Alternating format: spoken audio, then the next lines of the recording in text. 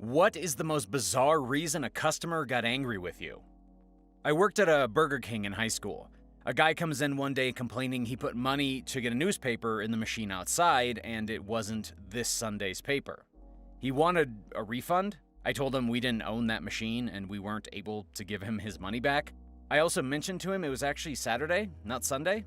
He flew into a rage, threw last week's Sunday edition of the paper all around the restaurant and behind the counter. My manager comes out and threatens to call the cops. Dude leaves screaming about how we ripped him off. Sometimes you can't fix stupid. A woman and her high school daughter walk up to me while I'm working in Bath & Body Works. Here's how the convo goes. Mom, we don't know what these are called, but you know those things you can wear around your neck and you clip keys or badges to them? Do you sell those here? Me, oh, you mean lanyards. Mom, what did you call me? Me, nothing. You said you didn't know what those things are called. They're called lanyards. Unfortunately, we don't sell them here. Maybe check Hot Topic? Mom, whatever. Thanks for wasting my time. As they turned to leave, the daughter turned behind her mom's back and mouthed, "I'm sorry," to me. Ugh, poor girl. That mom was nuts. I used to deliver pizza. I had someone get irate and refuse the delivery because they ordered it to be delivered at 7 p.m. and it got there at 6:55. Worked at Walmart, and this guy went through my line buying something for his tires. He accidentally got two different things. One was a lot more expensive than the other. He got mad looking at his receipt and demanded to know why one cost more money.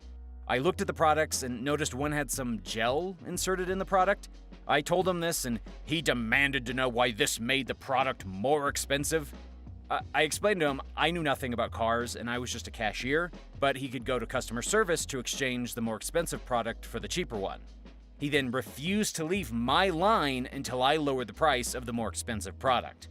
By the way, I was working the express checkout line on Friday at 5:30, and a huge line was forming behind this man-child.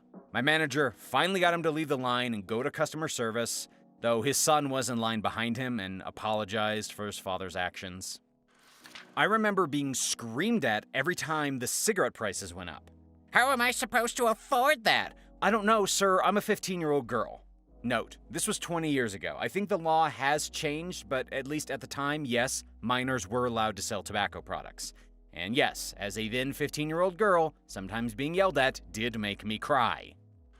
I was a department manager in a health and beauty section next to the pharmacy of a grocery store. A guy came in and asked for an antifungal called miconazole that the doctor suggested for an infection on his face. Now, as some of you may know, miconazole is very commonly used for yeast infections in the vag, so it's sold by the feminine hygiene products, pads, tampons, etc. I took him over there, pointed out the miconazole, and showed him that we carried a generic store brand as a cheaper alternative. Dude was absolutely mad off that I suggested he put pussy cream on his face and demanded to speak to a manager. I told him that I was the department manager, and he argued, saying there's no way a chick is in charge of men, and left. Or so I thought. Apparently, he wandered the department and found the nearest male employee, who then brought the customer to his manager, me, when he had no idea where or what miconazole was. The customer refused again to listen to me, so I told the stalker to bring him to the pharmacist, also a woman, Lamau, to discuss his needs. Next thing I heard was him screaming at the pharmacist, demanding to talk to someone who knew what they were talking about. He was asked to leave, and eventually security was called to escort him out when he continued to rant and rave about women who know nothing about his medical needs. I think I've told this story once in a post somewhere else, probably, one of my old accounts. I used to work deli for a New England grocery chain, working in Vermont. Working in one of the bigger stores meant that we would often be loaned out during ski season to small stores with big holiday booms. It was very busy for them, about normal for my store. I was slicing cheese for a woman who got really angry that I hadn't stacked her cheese perfectly straight, which blew my mind. Who expects deli sliced cheese to be stacked perfectly? The story has a happy ending, though. Her exact indignant words were, "Where I'm from in New York, they stack the cheese perfectly straight." And the guy behind her, a regular the local employees had greeted by name, piped up and said, "Well, then maybe you should go the hell back to New York." Best moment I've ever had at work. This lady at Walmart got really mad off at me because we didn't sell pasteurized eggs. This wasn't the loud, screaming kind of mad off.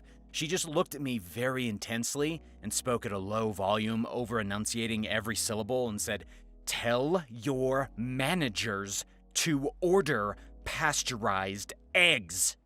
This other lady grabbed my arm and started pulling on me, telling me that the fact that we shut down our sewing department felt like we had killed her child, and that less and less people were going to come to Walmart because of stuff like that, and that we would have to close down.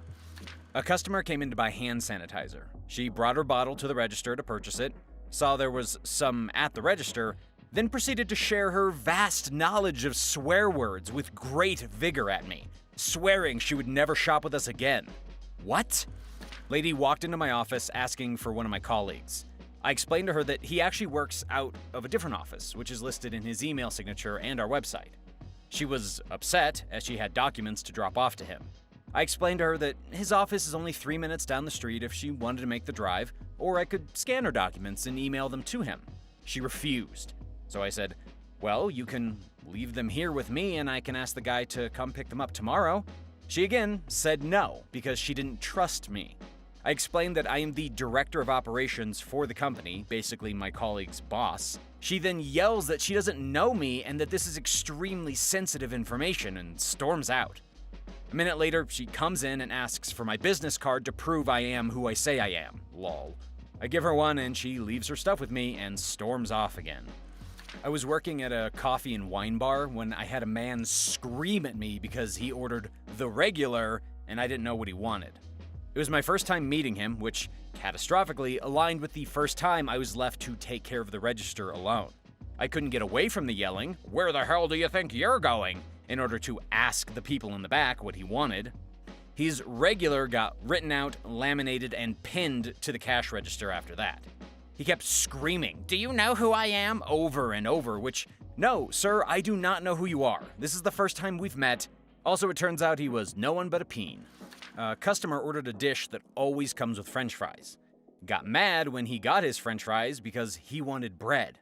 All right, no big deal. I apologized, although I did nothing wrong, and brought him some bread immediately. Problem solved, you'd think. But then he started yelling at me because apparently the restaurant always serves this with bread. I should have just agreed with him, but I foolishly didn't. He told me I was wrong. I told him that I'd worked there for 5 years already, that I knew I wasn't wrong, and I advised him to tell the staff that he wanted bread when ordering next time. At this point, he got red in the face and screamed that he knew better because he'd been a customer for 10 years already, which is rich since the restaurant hadn't even been open for that long. Long story short, the owner came over to his table, she supported me, the guy ate his food that must have been cold by then, and never came back.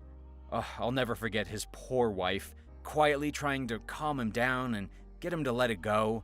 She was incredibly embarrassed, but I doubt he even noticed. I hope you enjoyed this video. If you did, leave a like and comment down below your thoughts. Subscribe if you want to see more videos from us. We have more videos on screen for you to watch right now.